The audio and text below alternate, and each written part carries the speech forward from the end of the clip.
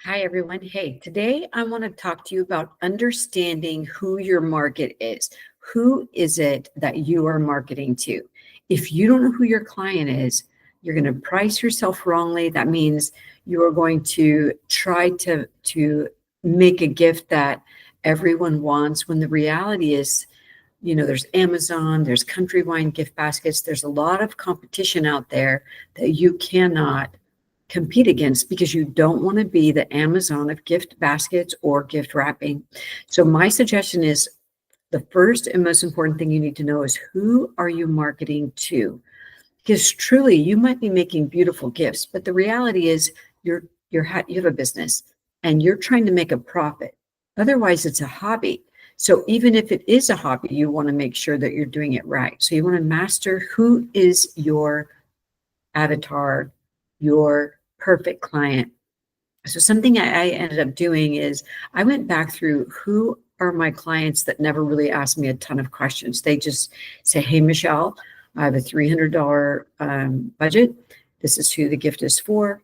Can you make this?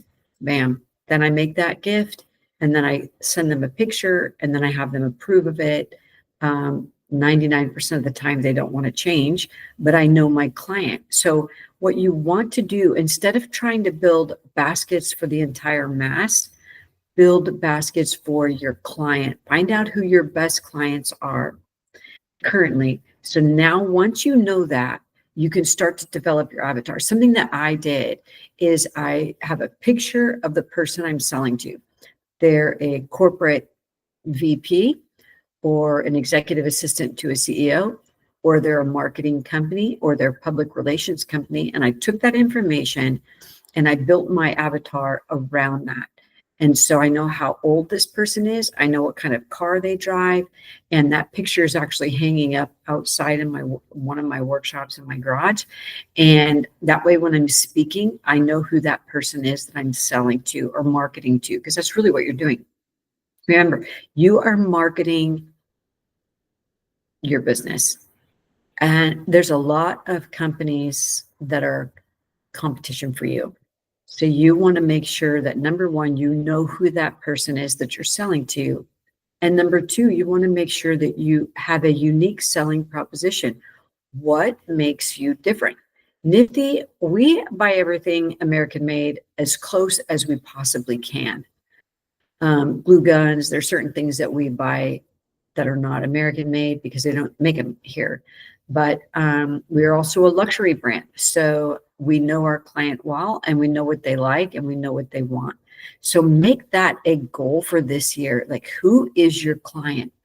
Go through the expensive streets in your neighborhood, drive up and down, see what they look like, who they are, how they dress. They don't all have to be dressing in incredibly beautiful clothing, but they could be, you just need to know who that client is. I know what mine is. So you want to make sure you do that. So that is really important. So know who your client is. Second, what is your unique selling proposition? What makes you different than everyone else? Sometimes it takes a little bit of time to understand who you are and to develop who you are. It took me a little bit of time, but just I'm giving you some things to think about for the future, to know who your client is, get pictures, cut them out, and understand that person. You're going to save a lot of time and headache. There's a lot of competition in the corporate gift space. Like we have a lot of us have that, but at the same time, be different. Don't be the same. So that's been our goal, is to be very different. All right. Have a great rest of your day. I'll talk to you soon. Bye.